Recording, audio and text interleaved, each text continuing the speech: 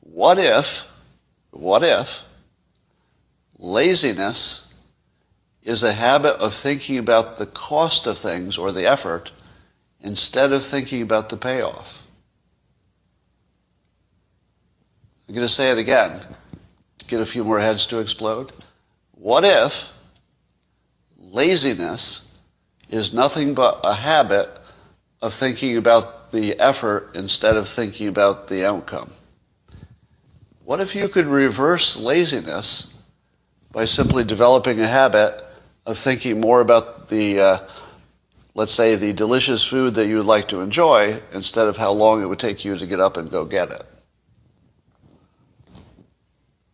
So, but the real question is, if you were to test this at home and try to see if you can think more about the good outcome and less about the work, would you get it done? Why is it that people have a second child? You know, why does a woman who goes through this awful, awful childbirth have a second child? Don't they always say the same thing? If I remembered how bad this was, I wouldn't do it again. Right? So the not thinking about the effort is vital to actually the survival of humanity. If we focused on how hard it was to have a baby, you just wouldn't do it, or you do too little of it.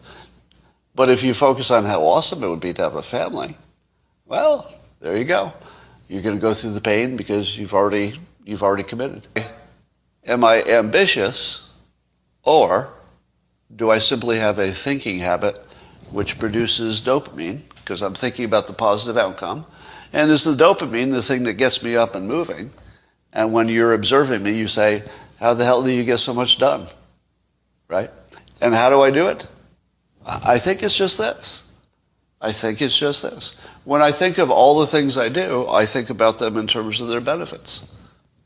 So here's your tip. It's going to change some of your lives.